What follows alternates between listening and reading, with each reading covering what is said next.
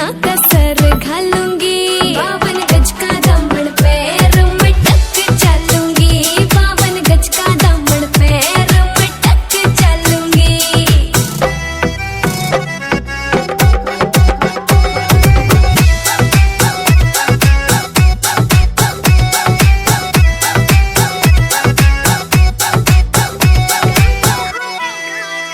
गाँव में होवेगा आज खुड़का, जुत्ती मड़कड़ आली पहरू, छिड़ेगी बहुआ में तकरार जब मैं हवा की तरिया लहरूं, सोने की गुठी गले में हार डालूं।